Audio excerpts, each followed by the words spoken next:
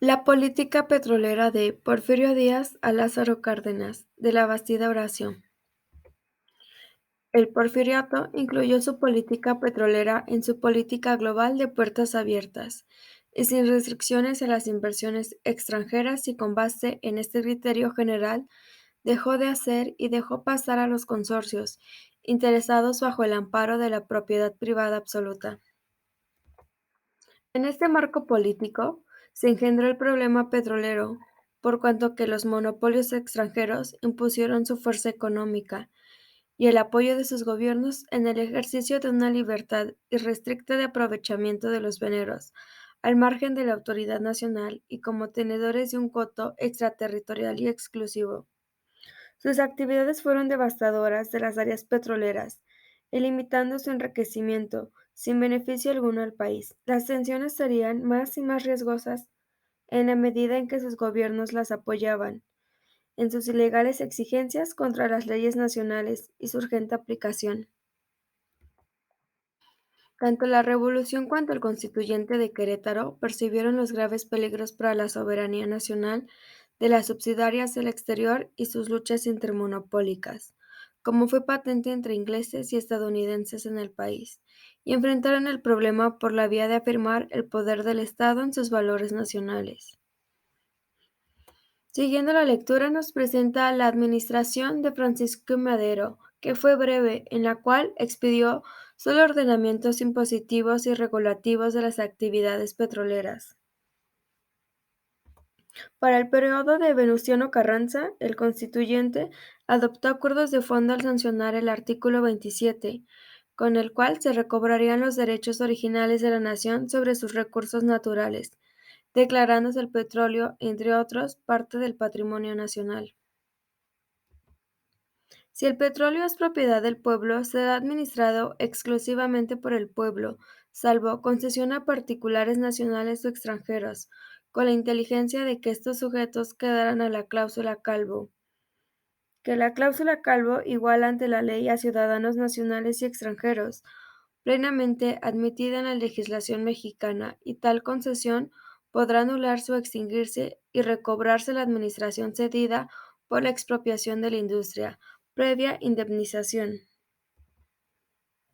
Venustiano Carranza intentó ir a la batalla más a fondo, pues, en lo impositivo y normativo y propiciar el canje de los contratos de compraventa en que se amparaban las compañías por concesiones sujetas a término y renovables.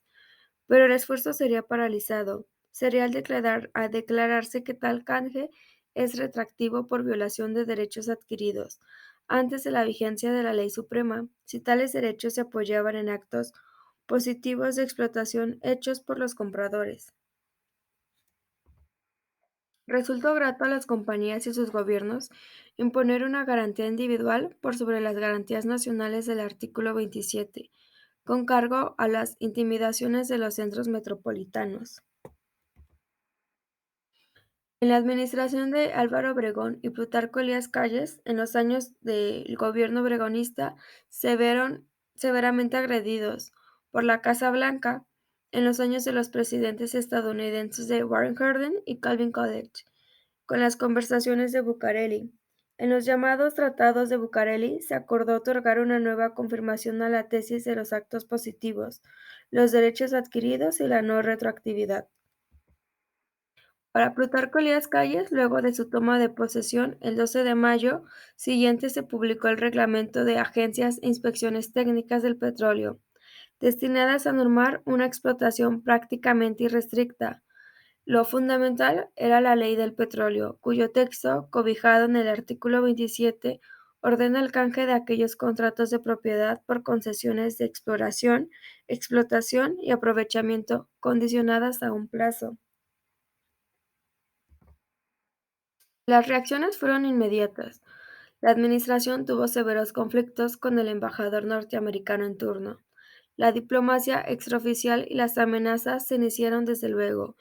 y la ley del petróleo modificada en el sentido del respeto a la no retroactividad. En el periodo de Portes Gil, Ortiz Rubio y Rodríguez, En Emilio Portes Gil promulgó el Código Civil de 1929, corrigiendo los excesos particularistas de la legislación de 1884, y puso en vigor la Ley de Expropiación modificada posteriormente en 1936 por el presidente Lázaro Cárdenas. Se fundó en 1934 la Sociedad Anónima Petromex como sustitutiva del control de administración del petróleo nacional y pronto estableció el nuevo organismo, la refinería de Bellavista, aunque su producción mínima era comparada con la de los consorcios extranjeros en Petromex, se manifestó la decisión del Estado de asumir responsabilidades directas en la producción e industrialización de los carburos de hidrógeno. Aunque el valor de estas políticas impositivas, reguladoras o propiciadoras del cambio de régimen de los contratos de propiedad de las compañías por concesiones que implican el reconocimiento de los derechos de la nación y la transitoriedad de su administración por particulares. Pero lo más importante fue lo que sucedió en el periodo de Lázaro Cárdenas, que su base global de la política del presidente fue su compromiso de acatamiento a la Constitución de 1917 y sus artículos 27 y 123. Podemos ver en las declaraciones del 24 de marzo de 1934, donde señaló la necesidad de edificar una economía propia, capaz de librar a la nación del capitalismo, que solo se ocupa de obtener materias primas con mano de obra barata. Capitalismo que no se resuelve siquiera a reinvertir en México sus utilidades, que se erige en peligro para la nacionalidad en los tiempos aciagos y que nos deja a la postre más que tierras yermas, subsuelo empobrecido, salarios de hambre y malestares precursores de intranquilidades públicas. El pensamiento cardenista durante la expropiación. Las metas de su gobierno fueron al amparo de las siguientes banderas, a saber, que el cumplimiento inmediato y riguroso de los mandamientos constitucionales eran más avanzados, una batalla cotidiana en favor de la liberación económica del país, el establecimiento entre el sistema político y las clases trabajadoras que permitan a éstas asumir y ejercer el poder del Estado, exigir a las empresas privadas su sometimiento a los intereses generales, a que se refieren las disposiciones de los artículos 27 y 123 de la Carta Magna, que los extranjeros inversionistas se sujetaran a la ley fundamental en la inteligencia de que si no la hacen tendrán que sufrir la cancelación de concesiones o a la aplicación de la ley de expropiación, aprobada por el Poder Legislativo, que México perfeccionara su democracia en las relaciones internacionales, sumara sus esfuerzos en favor de la paz en el lado de los países demócratas. También podemos ver que piensa, por ejemplo, cuatro puntos importantes, que las masas no luchan solo por beneficios económicos y sociales, sino también por el bien de los campesinos y de los trabajadores de la nación, que la nación no puede ver con indiferencia que los particulares o sus poderosos consorcios económicos, y menos los extranjeros, burlen la soberanía del país, rechazando sus leyes y las sentencias de los tribunales, que es obligación del gobierno promover las acciones que favorezcan la concertación de las partes y la solución pacífica del litigio, siempre que alguna de ellas no pretenda con sus posturas violar la justicia social y el orden jurídico. Y si alguna de las partes no cede en sus intereses violatorios del Estado de Derecho y la justicia, el gobierno está comprometido con la nación para impedir que se consuman tales infracciones, puesto que si el conflicto petrolero se ubicara en esa situación extrema, se cancelarán las concesiones otorgadas y se expropiará el patrimonio de que se trate,